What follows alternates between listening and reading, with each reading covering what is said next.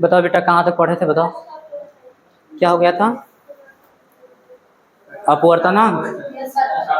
अच्छा, प्रकाश का अपवर्तन हुआ था। अपवर्तन के नियम नहीं लिखवाए थे? कहाँ लिखवाए थे बताओ? अरे नहीं लिखवाए थे।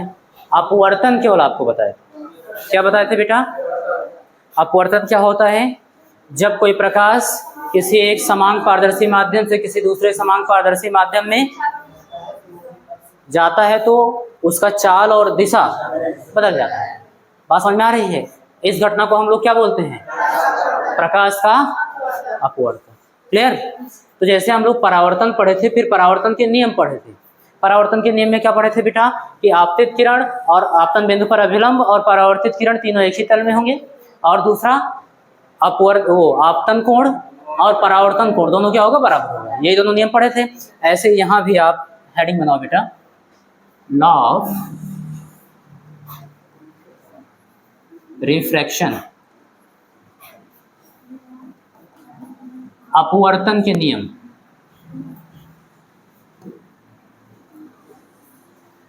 ऐसे बना लो बेटा, अपवर्तन के नियम।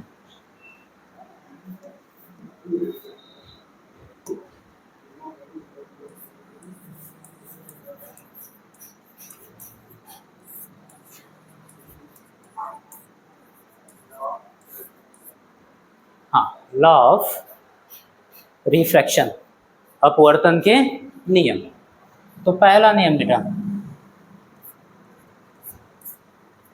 लिखो, देखो, आपतित किरण,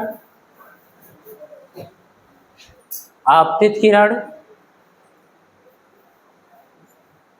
लिख लिए, कामा करके लिखो, आपतन बिंदु पर लंब, कामा करके लिखो बेटा, आपतन बिंदु पर खींचा गया अभिलंब, लिख लिए, आपतन बिंदु पर अभिलंब, तथा अपवर्तित किरण, तथा अपवर्तित किरण तीनों एक ही तल में होंगे, तीनों एक ही तल में होंगे।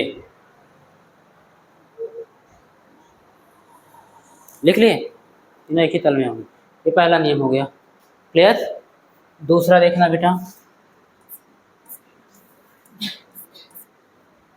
पहला समझा दूं आप लोगों को, एक ही तल में होने का मतलब क्या होता है पहले भी बता चुका हूं, आज भी जान लो। जैसे सपोज करना बेटा, ये क्या है? आपका अंतरा पृष्ठ या सीमा पृष्ठ इसको बोलते हैं, जो कि दो माध्यमों को बांटता है। बात समझ में आ रही है? सपोज करना ऊपर जो है कोई और माध्यम है और नीचे कोई दूसरा माध्यम। क्लियर है? और ये आपतन बिंदु पर खींचा गया अभिलंब सपोज कर लेना। आपतन बिंदु का मतलब जिस पर प्रकाश की किरण गिरती है, तो सपोज करना ये प्रकाश की किरण है बेटा और इस पर आपतित हुई है ऐसे। क्लियर है? ये बात समझ में आ रही है? कुछ इस तरीके से। तो अब उधर प्रकाश की किरण ऐसे निकलनी चाहिए बाहर, लेकिन आप जानते हो या तो अभिलंब की ओर झुक जाती है या तो अभिलंब से दूर हट जाती है दूसरे माध्यम। तो तीनों एक ही तल में होने का मतलब ये हुआ, तीनों एक ही सीध में होंगे। क्लियर? अगर इनको हम बोर्ड पे बनाएंगे तो ऐसे तीनों बोर्ड पर बन जाएंगे, कागज पे रखेंगे कागज पे हो जाएंगे। कहने का मतलब ये है, ऐसा नहीं होगा कि ये इधर की ओर गया और इसके सीध में ये है और अपवर्तित किरण इधर की ओर चली जाए। बात समझ में आ रही है? इधर की ओर नहीं जाएगी, जाएगी इसी के सीध में। उसी को बोलते हैं कि तीनों एक ही तल में है। अगर मैं ऐसे रख के दिखाऊं तो आप लोगों को कुछ इस तरीके से देखने को मिलेगा कि ये सब के सब क्या है? मेरे हथेली पर है। बात समझ में आ रही है? हथेली क्या है? एक प्रकार का तल है, तो तीनों क्या हुए? एक ही तल में हो गए। क्लियर? कुछ इस तरीके से ऐसे। बात समझ में आई? ये ऐसे देख सकते हो। इसीलिए कहा जाता है कि तीनों के तीनों क्या होंगे? एक तल में। कोई डाउट हो तो बताओ इसमें, रटना नहीं, इसको समझ लेना है। क्लियर? अब दूसरा बेटा, दूसरा लिखो, दूसरा लिखो,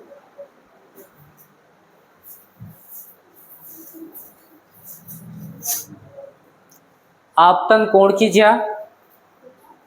आपतन कोण, आपतन कोण को आई से लिखते हो ना, आई, की ज्या। ज्या का मतलब होता है बेटा साइन। क्या होता है? तो ऐसे लिखो, आपतन कोण आई की ज्या, लिख लिए, तथा अपवर्तन कोण आर की ज्या। ज्या का मतलब साइन, आर की ज्या का अनुपात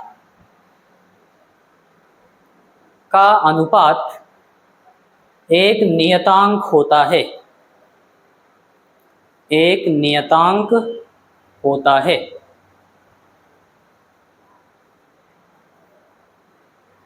लिख लिया बेटा।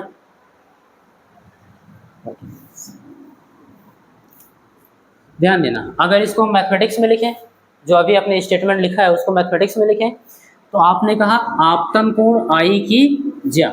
ज्या का मतलब बेटा साइन, तो साइन आई, तथा अपवर्तन कोण आर की ज्या यानी साइन आर का अनुपात क्या होता है बेटा? एक नियतांक होता है। क्या होता है? एक, मान लो यन है, यन या म्यू से इसको लिखते हैं। बात समझ में आ रही है? नियतांक यन है। अच्छा, इसको बता दो कि ये क्या है बेटा? कांस्टेंट यानी कि नियतांक। ये तो यही क्या है? दूसरे नियम का बेटा गणितीय रूप है। क्या है?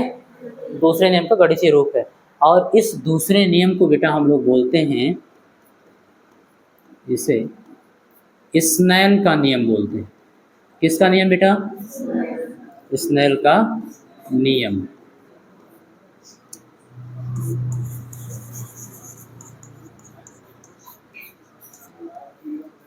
कहते हैं।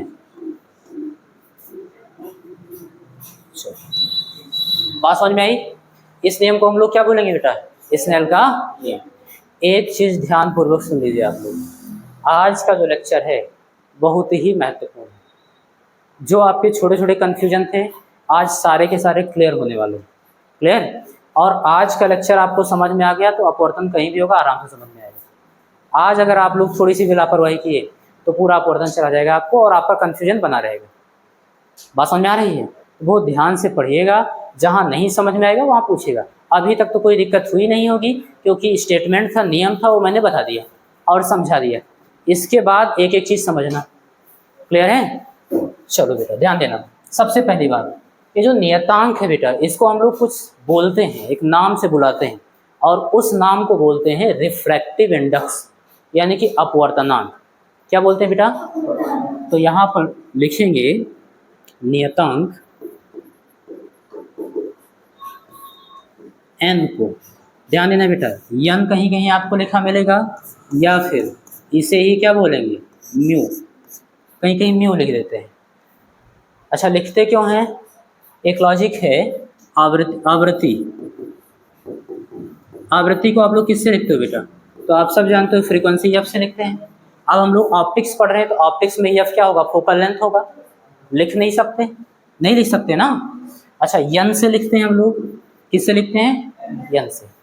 तो कुछ बुक वाले क्या करते हैं, आवृत्ति को यन से लिख देते हैं पहले। बात समझ में आ रही है? तो जब यन से लिख देते हैं तो इसलिए अपवर्तनांक को यन से ना लिख करके म्यू से लिख देते हैं। सिंपल सी बात है, बहुत ज़्यादा सोचने की जरूरत नहीं। बात समझ में आ रही है? अच्छा, कुछ लोग करते क्या हैं, यन अपवर्तनांक को मान लिए। बात समझ में आ रही है? तब आवृत्ति को ना तो वो एफ से लिख सकते हैं और ना ही एन से। कन्फ्यूजन होगा अगर लिखेंगे तो, बाकी लिख के बता सकते हैं कि ये आवृत्ति है। तो इसलिए करते क्या हैं कि बच्चों को कन्फ्यूज ना हो, इसलिए एक नया अक्षर लाते हैं ग्रीक, और इसको बोलते हैं बेटा न्यू। क्या बोलते हैं? तो अगर इसको फोकस दूरी और इसको अपवर्तनांक मान लिए तो हम लोग आवृत्ति किससे लिखेंगे? बस यही लॉजिक है और कुछ नहीं। बात समझ में आई? तो अपवर्तनांक को चाहे यन से लिखो चाहे म्यू से। कोई डाउट? ओके। तो बेटा इस नियतांक यन या म्यू को अपवर्तनांक कहते हैं। क्या बोलते हैं?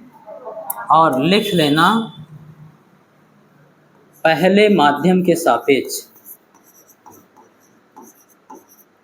पहले माध्यम के सापेक्ष दूसरे माध्यम का अपवर्तनांक।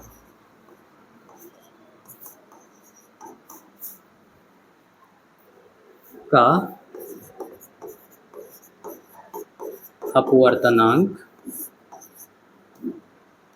कहते हैं। बात समझ में आई? स्नेल का नियम क्या होगा? Sine i upon sine r किसके बराबर होगा? एक कांस्टेंट मिलेगा, उस कांस्टेंट को हम लोग क्या बोलेंगे? अपवर्तनांक। किस प्रकार से बोलेंगे? क्योंकि दो माध्यम है तो पहले माध्यम के सापेक्ष दूसरे माध्यम का अपवर्तनांक बोलेंगे। बात समझ में आ रही है? ध्यान ये रखना, पहला माध्यम किसको बोलेंगे? जिसमें आपतन कोण आई बन रहा है। बात समझ में आ रही है? इसको हम लोग माध्यम एक मान लिए। क्लियर?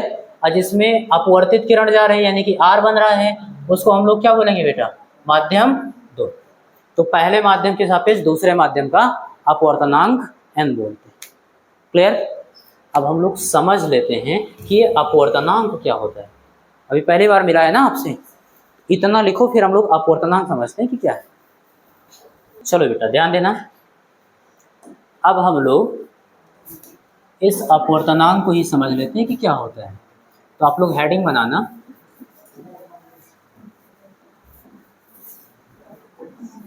Refractive index. इसको बोलते हैं बेटा हम लोग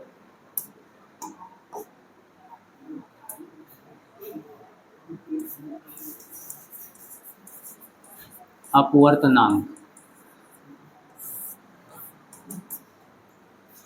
अपवर्तनांक होता क्या है? तो ध्यान देना, हम बता सकते हैं अपवर्तनांक यानी कि यह दो माध्यमों का सापेक्ष गुण है। क्या है बेटा? दो माध्यमों का सापेक्ष गुण। अपवर्तनांक को समझना आप कि ये दो माध्यमों का सापेक्ष गुण है, यानी इसको हम सिंगल माध्यम है, जैसे मान लीजिए कोई एक मीडियम है ईयर है, या कोई एक मीडियम है मान लीजिए ग्लास है, कुछ भी है, तो हम डिफाइन नहीं कर सकते उसका अपवर्तनांक क्या है। बात समझ आ रही है? हमको किसी न किसी दूसरे माध्यम से तुलना करके बताना होगा कि अपवर्तनांक क्या है। क्लियर? तो याद रखना कि दो माध्यमों का सापेक्ष गुण। क्लियर? अब देखिए इसको प्रदर्शित कैसे करेंगे। जैसे मान लीजिए यदि, यहां पर समझना,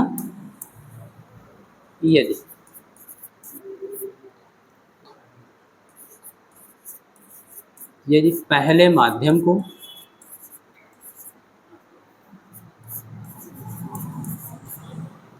एक व दूसरे माध्यम को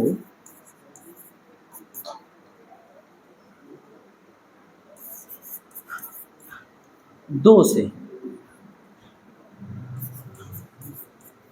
प्रदर्शित करें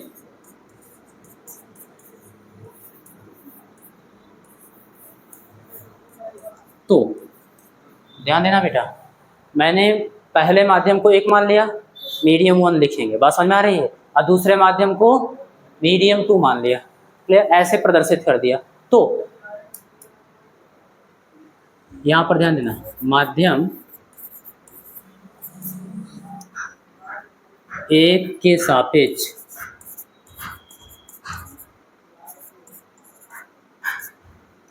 माध्यम 2 का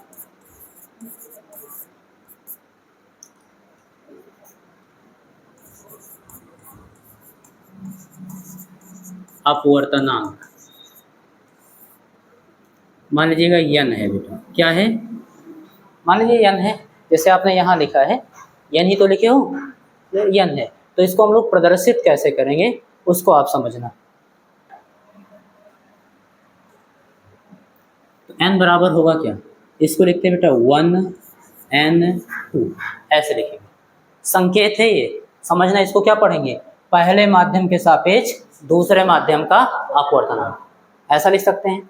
या फिर इसी को आप लिख सकते हो बेटा n2 1, ऐसे बराबर करते चलो। इसी को क्या लिख सकते हो? n2 1, ऐसे भी लिखते हैं। बात समझ में आ रही है? दोनों को दोनों पीछे लिख दे, दाएं तरफ लिख दे, तब उसको उल्टा लिखेंगे। देखिए बोलेंगे क्या? ये दूसरे माध्यम का अपवर्तनांक है, किसके सापेक्ष? पहले माध्यम के सापेक्ष। बात समझ में आ रही है? पहले माध्यम के सापेक्ष दूसरे माध्यम का अपवर्तनांक। पहले माध्यम के सापेक्ष दूसरे माध्यम का अपवर्तनांक, ऐसे पढ़ सकते हो।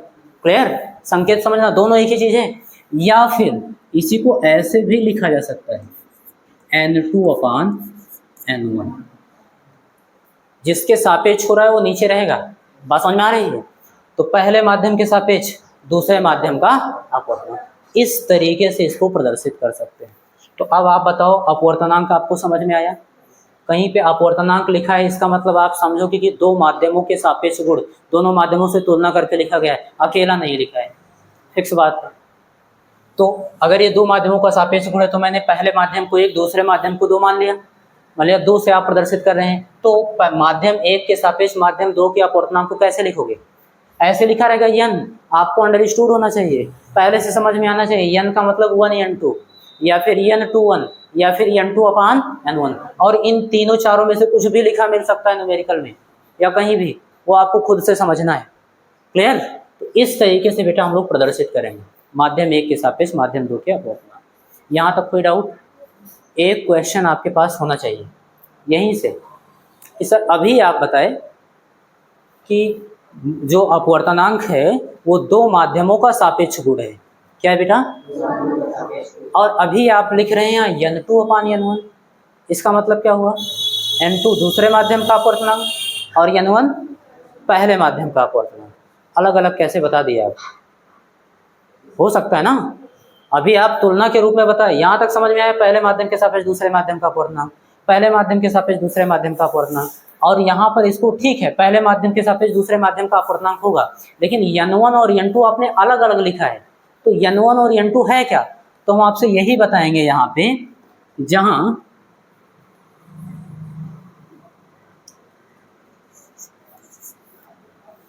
N1 और N2 है क्या? तो N1 जो है बेटा वो पहले माध्यम का, उसको क्या माने? माध्यम 1 ना, तो ऐसे लिख देना माध्यम 1 का, इसको एक विशेष नाम से लिखते हैं बेटा, निरपेक्ष। क्या बोलते हैं? निरपेक्ष अपवर्तनांक।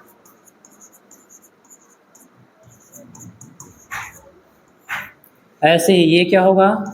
तो माध्यम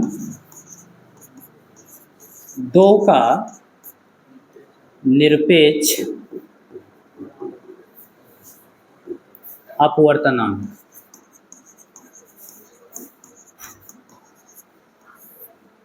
ये बेटा आप समझना, ये भले ही बता दिया गया माध्यम 1 का अपवर्तनांक है और N2 क्या है? माध्यम 2 का अपवर्तनांक है, लेकिन वो अकेले बताया ही नहीं जा सकता, दो माध्यमों का तुलना करके बताएंगे। तो जब ऐसे डायरेक्ट किसी का माध्यम बताया जा रहा है, जैसे कांच का अपवर्तनांक 1.5 बता दिया गया, पानी का अपवर्तनांक 1.33 बता दिया गया, ऐसे तो बताया जाता है। बात समझ में आ रही है? मान लो मिट्टी का तेल है, उसका अपवर्तनांक बता दिया गया 1.41, ऐसे करके बता दिया गया। तो आप समझना कि हम लोग पढ़े हैं यह दो माध्यमों का सापेक्ष गुण है, तो इसको अकेले एक माध्यम का कैसे बता सकते हैं? नहीं बता सकते। वो अंडरस्टूड रखना कि वो वायु के सापेक्ष बता रहे हैं। किसके सापेक्ष बेटा? या फिर निर्वात के सापेक्ष बताया जा रहा है। बात समझ आ रही है? और उसी को हम लोग क्या बोलते हैं बेटा? निरपेक्ष अपवर्तनांक। तो अगर किसी का अपवर्तनांक ऐसे डायरेक्ट दे दिया गया हो तो हम लोग समझेंगे क्या दो माध्यमों का सापेक्ष गुण है, अकेले बताया नहीं गया, ये निर्वात के सापेक्ष बताया गया कि इसका अपवर्तनांक कितना है। क्लियर है? तो आप यहीं पर उसको भी समझिए, उसको लिख लेना, एब्सोल्यूट रिफ्रैक्टिव इंडेक्स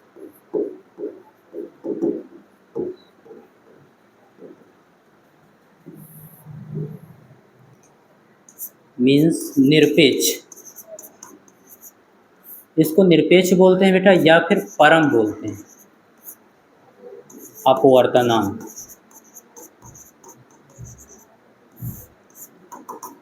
बात समझ में आ रही? निरपेक्ष अपवर्तनांक या फिर परम अपवर्तनांक होता क्या है? तो आप बोलेंगे किसी माध्यम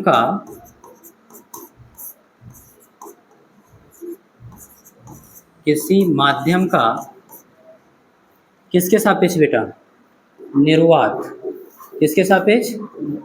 या फिर वायु, दोनों। अभी मैं आपको बताऊं, निर्वात का जो अपवर्तनांक होता है बेटा वो 1 होता है। क्या होता है? क्योंकि मैंने कहा किसी एक माध्यम का अपवर्तनांक आप बता नहीं सकते, किसी ना किसी से तुलना करेंगे। जब डायरेक्ट निर्वात का अपवर्तनांक कहा जा रहा है, इसका मतलब आप समझोगे निर्वात का निर्वात के सापेक्ष अपवर्तनांक। लिखोगे कैसे? ऐसे N2 बटे N1, तो निर्वात का अपवर्तनांक बटे निर्वात का अपवर्तनांक वही तो होगा। तो कितना आएगा? 1 ही तो आना चाहिए, 1 ही आएगा। लेकिन जब वायु का अपवर्तनांक आप निकालते हो बेटा तो 1.0003 आता है। 1 पॉइंट कितना आता है? और निर्वात का 1। बात समझ में आई? अच्छा, आपसे कह दिया वायु का अपवर्तनांक, वायु का अपवर्तनांक का मतलब हुआ निर्वात के सापेक्ष वायु का अपवर्तनांक। बात समझ में आ रही है? तो निकाले तो कितना आता है? 1.0003। और निरपेक्ष का अपवर्तनांक निरपेक्ष के सापेक्ष निकालोगे तो जो अंश में रहेगा वही तो हर में रहेगा, कट के कितना आएगा? 1। बात समझ में आ रही? लेकिन अगर हम इसको लगभग लिखें तो 1 के बराबर है कि नहीं है ना? तो हम कह सकते हैं निर्वात का भी और वायु का भी अपवर्तनांक कितना होता है? 1 होता है। क्लियर? याद रखना कि वायु का इतना होता है, निर्वात का इतना। इसीलिए यहाँ मैं दोनों लिख रहा हूँ, चाहे निर्वात के सापेक्ष आप निकालोगे और चाहे वायु के सापेक्ष आप निकालोगे किसी चीज का अपवर्तनांक, तो क्या होगा? उसको हम लोग क्या बोल देंगे? निरपेक्ष या परम अपवर्तनांक। डाटा सेम आएगा, इतने से बहुत ज्यादा इफेक्ट कोई पड़ेगा नहीं। बात समझ में आ रही है? 3 डिजिट क्या है? 0, उसके बाद क्या है? 3। तो ये चीज आप याद रखना, इसीलिए यहाँ पर दोनों लिख दिए। तो किसी माध्यम का निर्वात अथवा वायु के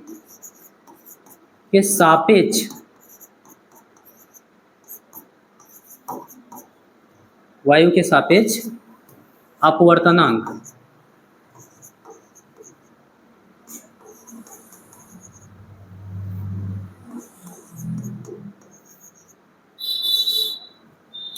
कामा करके लिख लेना।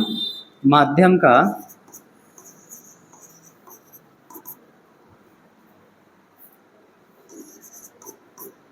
निरपेक्ष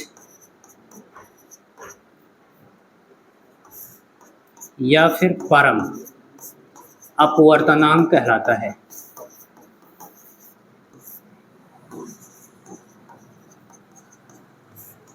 चलो ये बात बताओ, समझ में आई कि नहीं?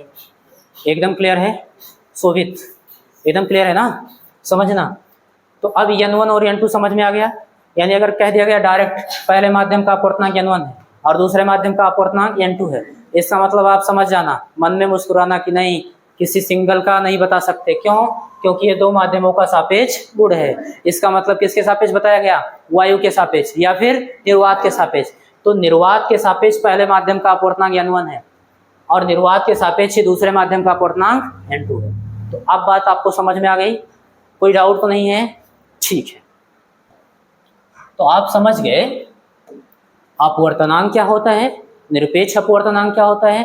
अपवर्तनांक की आप निर्भरता देख लीजिए, डिपेंडेंसी, इससे ऑप्शनल क्वेश्चन बन सकते हैं। बात समझ आ रही है कि किस किस किस चीज़ों पर निर्भर करता है। क्लियर?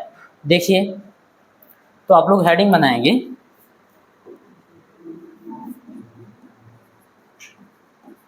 अपवर्तनांक की निर्भरता, डिपेंडेंसी ऑफ रिफ्रैक्टिव इंडेक्स। बात समझ में आ रही है? किन किन चीज़ों पर निर्भर करता है? तो 3 चीज़ों पर निर्भर करता है बेटा, आप ऐसे लिख लेंगे इसको। फर्स्ट, ध्यान देना, माध्यम की प्रकृति पर। किस पर बेटा? माध्यम की प्रकृति पर। जहां नहीं समझ में आएगा तुरंत पूछना, ये सारी चीज समझने वाली है और आज ही समझने वाली, इन्हीं की बाद में हम पढ़ लेंगे। क्लियर? हाँ, तो माध्यम के प्रकृति पर, माध्यम का प्रकृति का मतलब विरल की सघन। बात समझ में आ रही है? इस चीज पर निर्भर करती है। तो यहाँ पर मैं आपको अगर समझाऊं तो कुछ इस प्रकार से समझना। जैसे मान लेना, यदि कोई विरल माध्यम है बेटा, बात समझ में आ रही है, उसका अपवर्तनांक कितना है? N1। कितना है? और कोई सघन माध्यम है और उसका अपवर्तनांक कितना है? N2। ऐसे आपसे पूछ कर लेना। तब देन आप याद रखना N2 is greater than N1, इस प्रकार से निर्भर करेगा। N2 किसका अपवर्तनांक था? सघन माध्यम का। N1 किसका अपवर्तनांक था? विरल माध्यम का। तो किसका अपवर्तनांक ज्यादा रहेगा? सघन माध्यम। N2 का मतलब सघन माध्यम।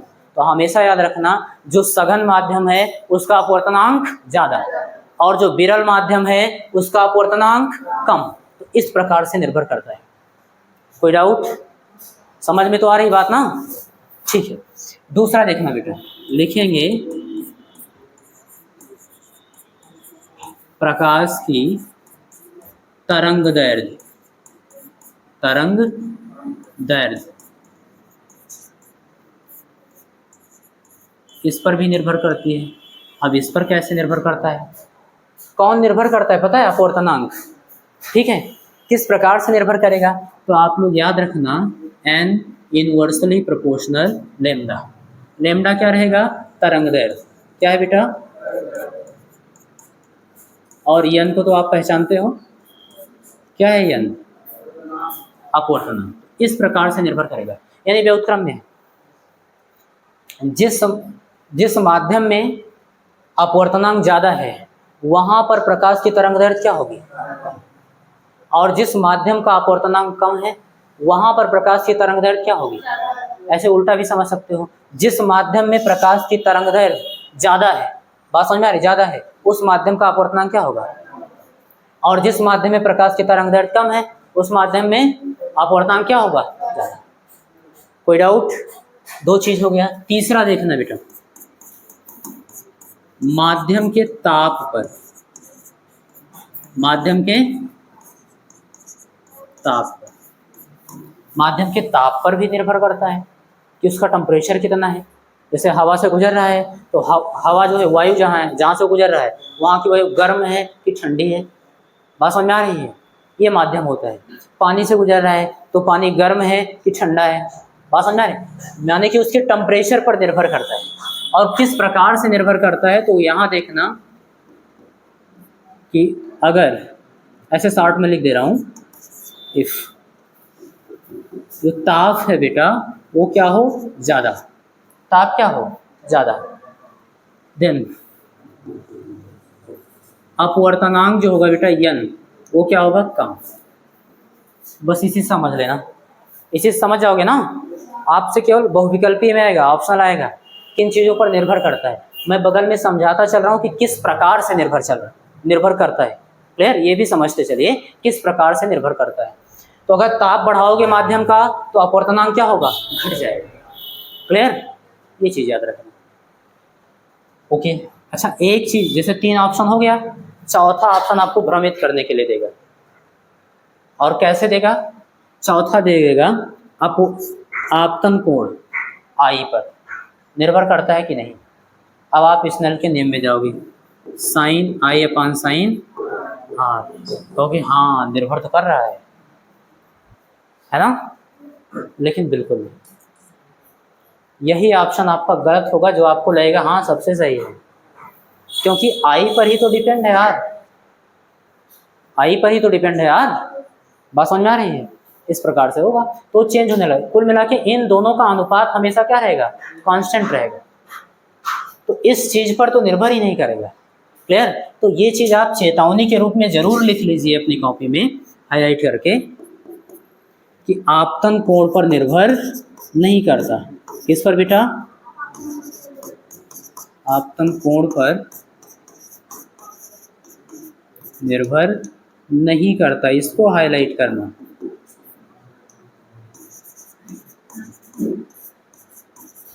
बताओ, डिपेंडेंसी समझ में आई? कोई दिक्कत? किस पर निर्भर करेगा? माध्यम की प्रकृति, यानी रेयर है कि डेंसर। डेंसर है तो ज़्यादा, डेंसर है तो अपवर्तनांक क्या होगा, ज़्यादा, और रेयर है तो कम। दूसरा, आप प्रकाश के तरंगदैर्ध्य पर, वेवलेंथ पर, और उल्टा निर्भर करेगा। वेवलेंथ ज़्यादा है तो अपवर्तनांक कम, और वेवलेंथ कम है तो अपवर्तनांक। बात समझ में? माध्यम की बात हो रही है। ओके। और तीसरा जो होगा माध्यम की ताप पर, यानी कि ताप ज़्यादा है तो अपवर्तनांक कम, और ताप कम है तो अपवर्तनांक ज़्यादा। बात समझ में आ रही?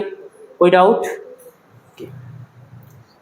इसके बाद बेटा हम लोग समझ लेते हैं जो कल हम लोग पढ़े थे, क्या पढ़े थे कि अगर कोई प्रकाश की किरण है कहाँ से, विरल माध्यम से सघन माध्यम में जाती है, बात समझ में आ रही है, तो अभिलंब की ओर झुक जाती है। काहे झुक जाती है, इसको हम लोग को प्रूफ करना है ना। हम लोग यहाँ पर प्रूफ करेंगे कि वो झुक जाती है।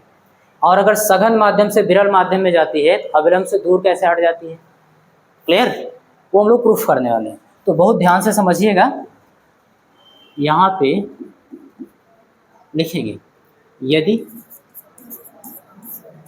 प्रकाश किरण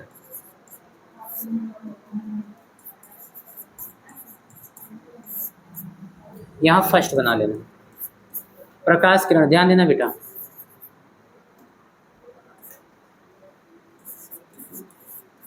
रेरल मीडियम से कहाँ जा रही है, डेंसर, रेरल से डेंसर में जा रही है, तो क्या होने वाला है, उसके लिए हम लोग क्या करेंगे, एक फिगर बना लेंगे समझने के लिए।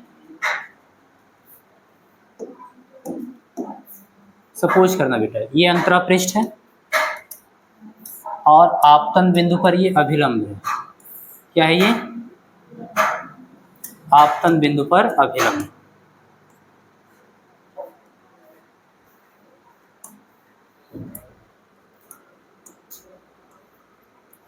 ये आपतन बिंदु हो गया ओ, क्लियर। ये कौन सा मीडियम है, हम बता देंगे मीडियम,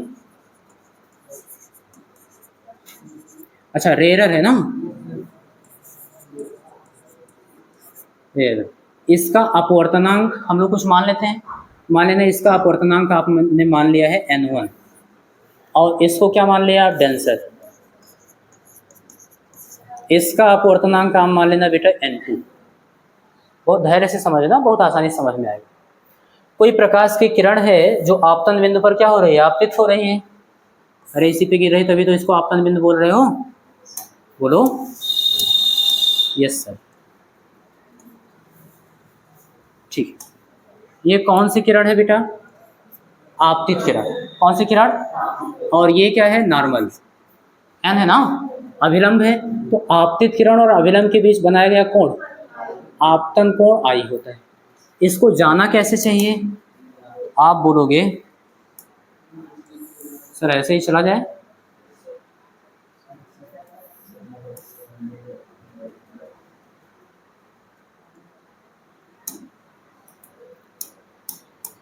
इसको अभी डॉटेड कर दो, ये इसका क्या है बेटा, पथ है, ऐसे इसको जाना चाहिए अपने, किधर की ओर मुड़ना है अभी हम लोग डिसाइड कर लेंगे।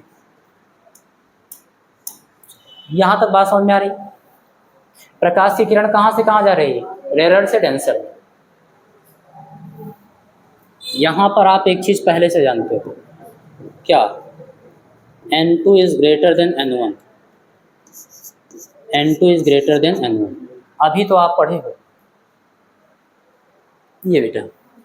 n2 क्या है, सघन माध्यम का अपवर्तनांक, n1 क्या है, विरल माध्यम का अपवर्तनांक, तो सघन माध्यम का अपवर्तनांक विरल माध्यम के अपवर्तनांक से ज्यादा होगा, बात समझ में आ रही है। तो यहाँ पर आपने माना क्या है, n1 क्या है, विरल माध्यम, और n2 क्या है, सघन माध्यम का अपवर्तनांक, तो सघन माध्यम का अपवर्तनांक विरल माध्यम के अपवर्तनांक से ज्यादा होगा। यहाँ तक बात क्लियर है। तो अब इसके बाद लगा देना स्नेल का नियम, स्नेल्स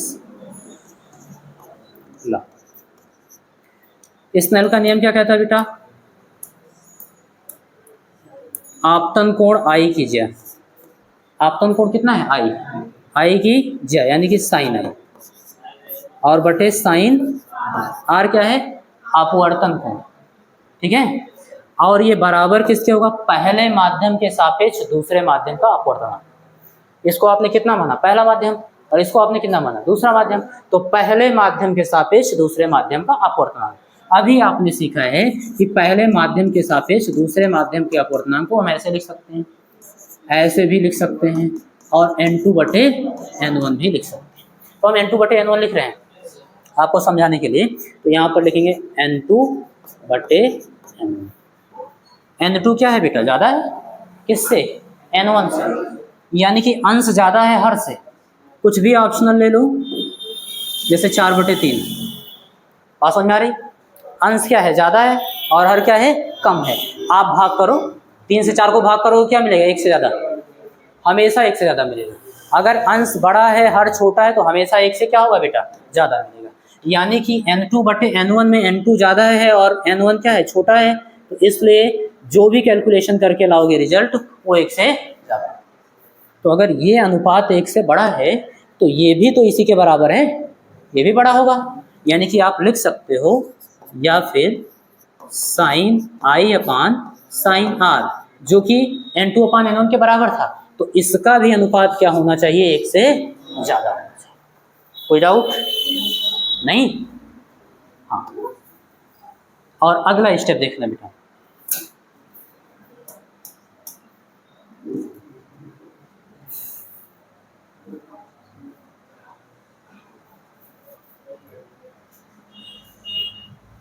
चलो साइन आर से दोनों पक्षों में गुणा कराओ, तो यहाँ तो साइन आर से साइन आर कट जाएगा, बचेगा क्या, साइन आई, और यहाँ पे एक में गुणा कराओगे साइन आर से तो क्या आ जाएगा, साइन। क्लियर? साइन से साइन हट जाएगा, बात समझ में आ रही है? इसलिए यहाँ मिलेगा क्या आपको, I is greater than are, और यही तो आपको चाहिए था। इस दशा में बेटा आई क्या होगा, ज़्यादा होगा किससे, आर से। आई क्या है, आपतन कोण, आपतित किरण और अभिलंब के बीच बनाया गया कोण, ये ज़्यादा होना चाहिए। अच्छा, अभी ये प्रकाश की किरण ऐसे जाएगी तो जो अपवर्तन कोण यहाँ बनेगा बेटा वो तो बराबर होगा, दोनों के क्रॉस है ना ऐसे, तो ये इसके बराबर होगा, नहीं होगा, होगा। लेकिन आपको इसको करना क्या है, कम करना है। कम करने का मतलब इस लाइन को आपको सीधे नहीं ले जाना है, इस लाइन को इधर की ओर मोड़ना है। इधर की ओर मोड़ने का मतलब ये जो अविलंब है बेटा इसकी ओर झुकाना है। बात समझ में आई? तो आप मैथमेटिकली प्रूफ कर चुके हो कि जब प्रकाश की किरण विरल माध्यम से सघन माध्यम में जाएगी तो प्रकाश की किरण अभिलंब से क्या हो, अभिलंब की ओर क्या होगी, झुक जाएगी। कोई डाउट तो नहीं बेटा?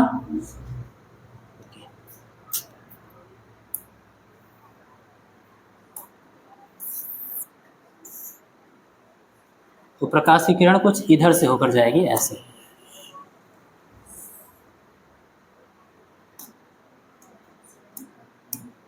बात समझ में आ रही है कि नहीं? आनी भी चाहिए। अब देखो बेटा ये जो R होगा I से छोटा हो गया, नहीं हो गया, हो गया ना? हाँ, कितना छोटा हो गया, इतना कोण कम हो गया। क्लियर? इसी को विचलन कोण बोलते हैं, कितना विचलित है ये, वो आगे हम लोग पढ़ेंगे। चलो, तो ये हो गया पहला। अब दूसरा देखना बेटा, सेकंड है,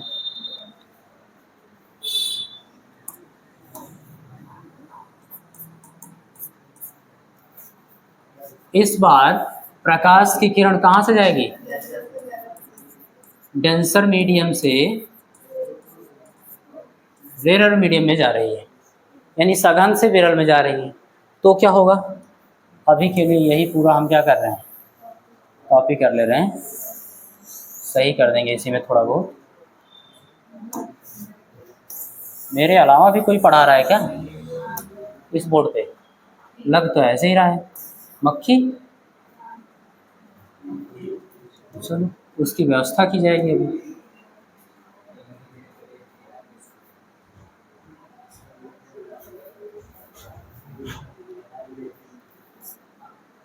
हाँ बेटा ध्यान देना, इस बार हम लोग क्या मानने वाले हैं, ये जो मीडियम है वो डेंसर है, और डेंसर मीडियम से प्रकाश किस में जा रही है, विरल में। इसका अपवर्तनांक हम लोग क्या मान ले रहे हैं, N1, और इसका अपवर्तनांक हम लोग क्या मान ले रहे हैं, N2। सेम प्रोसेस करेंगे, यही चीज जो अभी किए थे, लिखेंगे यहाँ पर हियर N1 ज़्यादा होगा N2, N2 क्यों, N2 क्यों ज़्यादा होगा, लॉजिक बताओ। N2 बता रही ज़्यादा होगा, सही बता रही? हाँ हाँ, तुम बताओ बेटा। अरे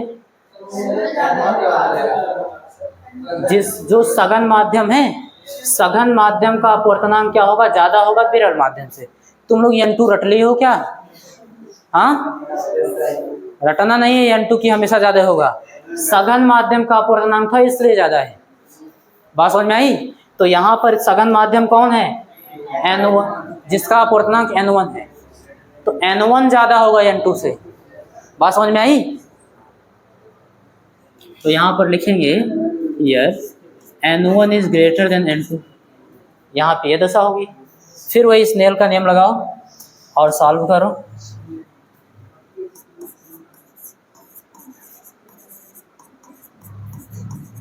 स्नेल का नियम क्या है बेटा? साइन आपतन कोण बटे साइन अपवर्तन कोण। Sine i upon sine r याद करके मत रखना है ना। साइन आपतन कोण बटे साइन अपवर्तन कोण। कई जगह पे आपको आर क्या होगा, अभी आगे आप लोग उत्क्रमण रेखा पढ़ोगे है ना, तो वहाँ पे आर आपतन कोण बन जाएगा जब उल्टा चलोगे। तो वही फिर sine i upon sine r मत लिख देना, वहाँ साइन आपतन कोण साइन आर बटे साइन आई लिखना। तो जिस तरह आप N2 यहाँ रट लिए थे ऐसे में नहीं रटना है। Sine i upon sine r यानी कि साइन आपतन कोण बटे साइन अपवर्तन। तो यहाँ पर आपतन कोण आई था लिख लिए, बराबर होता किसके बराबर बेटा? N2 अपान N1। पहले माध्यम के सापेक्ष दूसरे माध्यम का अपवर्तनांक 1N2 N21 और N2 अपान N1। मैं बार बार लिख रहा हूँ ताकि आपको रट जाए। क्लियर? तो पहले माध्यम के सापेक्ष दूसरे माध्यम का अपवर्तनांक N2 बटे N1 ये होगा। अब यहाँ पर ये बता रहा है कि आपका हर ज्यादा है और अंश कम, यही तो हर ज्यादा हो गया मान लो 4 और अंश क्या हुआ, कम हो गया। अब 4 से 3 को भाग करो, 0 कुछ आएगा, हमेशा 1 से क्या आएगा, लेस देन 1। वही दशा यहाँ भी होगी, लेस देन 1। कोई डाउट नहीं? ओके, होना भी नहीं चाहिए। अच्छा, अब अगर N2 बटे N1 1 से छोटा है तो इसी के बराबर sine i upon sine r भी तो है, तो ये भी 1 से छोटा होगा। तो यहाँ पर आप लिख सकते हो ऐसे, या फिर sine i upon sine r is less than 1। Sine r से दोनों पक्षों में गुणा करा दो, असमीका तो पढ़ रखे हो ना। तो साइन आर से जब दोनों पक्षों में गुणा कराएंगे तो यहाँ साइन आर से साइन आर कट जाएगा, यहाँ क्या बचेगा, साइन आई, और यहाँ 1 में गुणा कराएंगे तो साइन आर। बायोलॉजी वाले जानिए, साइन आई इधर भाग, साइन आर इधर भाग में उधर जाएगा, गुणे में हो गया। अरे बराबर नहीं होगा, लेस देन। बात समझ में आई? ये देखो साइन से साइन हट जाएगा, तो यहाँ पर आपको क्या मिला बेटा, I is less then are. यानी यहाँ पे जो आपतन कोण होगा बेटा वो अपवर्तन कोण से क्या होगा, कम होगा। अपवर्तन कोण से क्या होगा, अभी क्या है बराबर, अभी क्या है बराबर, और आप चाहते हो कि आई कम हो जाए, तो ये जो अपवर्तित किरण है वो इधर होनी चाहिए, दूर हटेगी तभी तो आर ज्यादा होगा। तो आपको करना क्या है, यहाँ पे बताना है कि जब प्रकाश की किरण सघन माध्यम से विरल माध्यम में जाएगी तो प्रकाश की किरण क्या होगी बेटा, अभिलंब से दूर भाग जाएगी। अब डर के भाग रही, कैसे भाग रही नहीं पता। ये बात बताओ समझ में आई? कोई डाउट? अब यहाँ से यहाँ तक कोण होगा बेटा आर। कोई डाउट? इसीलिए कल हम आपको बताए थे जब प्रकाश की किरण सघन माध्यम से विरल माध्यम में जाएगी तो प्रकाश की किरण क्या होगी, आप अभिलंब से दूर की होगी। अच्छा, एक बहुत महत्वपूर्ण लॉजिक ये भी है, याद ये रखना है आपको, अभिलंबोत, अभी आपको परिभाषा में थोड़ा बहुत सुधार करवाते हैं। अभिलंबोत आपतन के लिए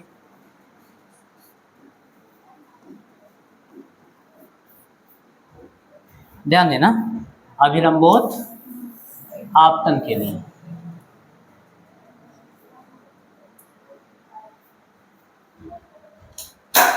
उठाना बेटा। अभिलंबोत आपतन का मतलब ये हुआ, चलो मैं यही कॉपी कर ले रहा हूँ।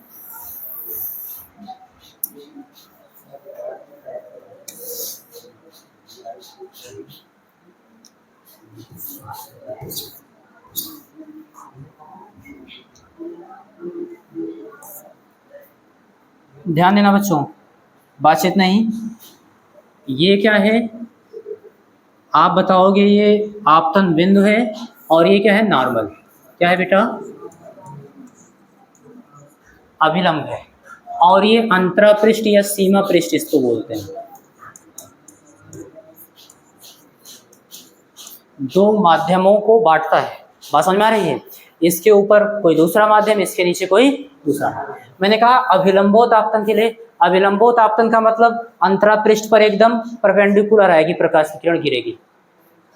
कहने का मतलब आप बोल सकते हो कि ये जो अभिलंब है इसी पर आएगी। देखना बेटा,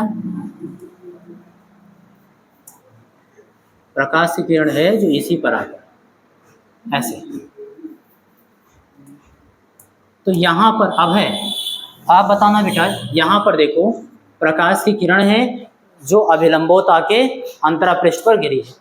आई का मान कितना होगा, 0। कैसे बताए, बिल्कुल सही, आपतित किरण और अभिलंब के बीच बना कोण। तो आपतित किरण भी उसी पर है, बात समझ में आ रही है, और अभिलंब भी उसी पर है। तो इन दोनों के बीच बना कोण कितना होगा, आई बराबर क्या होगा बेटा, 0। और अगर आई बराबर 0 है तो आर बराबर कितना होगा, हम लोग प्रूफ कर लेते हैं स्नेल के नियम से। देखेंगे क्या बेटा,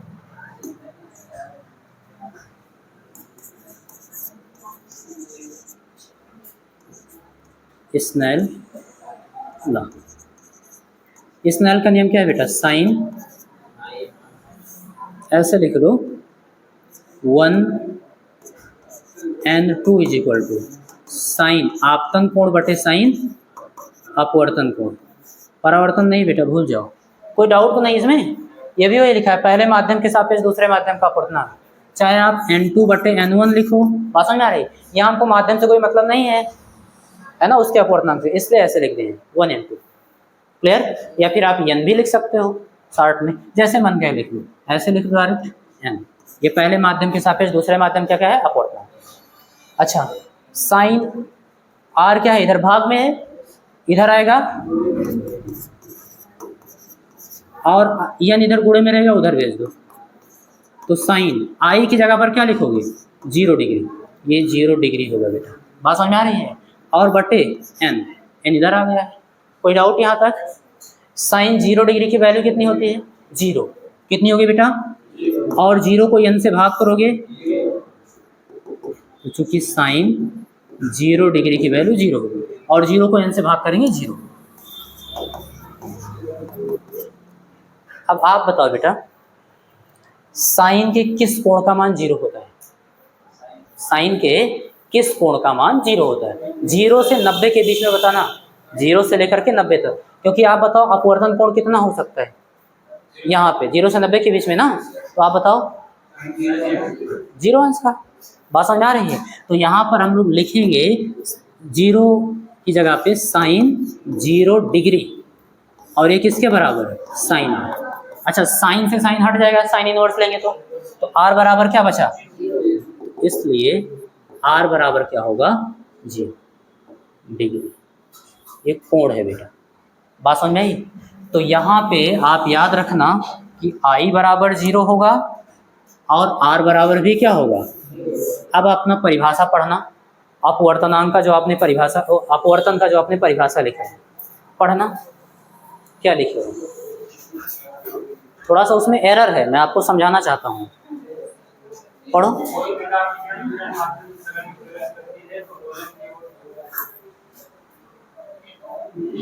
आपने लिखा है बेटा, जब कोई प्रकाश किसी एक समांग पारदर्शी माध्यम से दूसरे समांग पारदर्शी माध्यम में जाती है तो उसकी चाल और दिशा बदल जा रही है।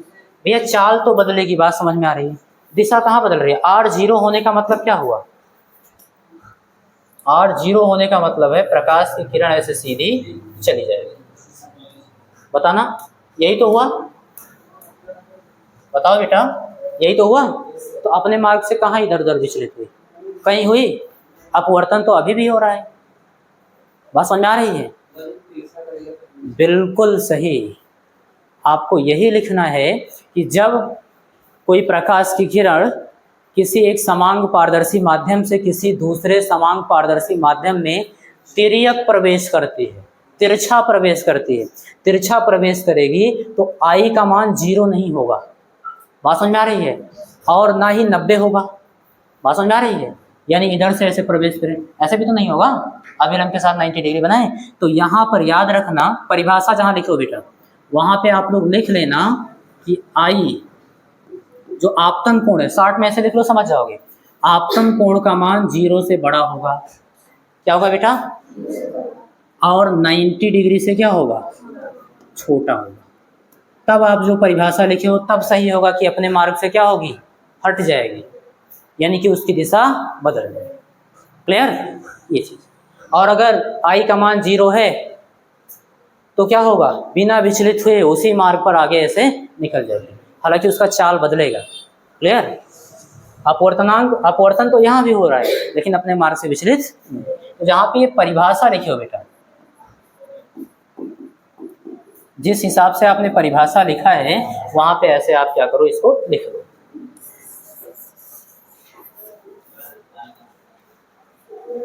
क्लियर है, कोई डाउट तो नहीं है? नहीं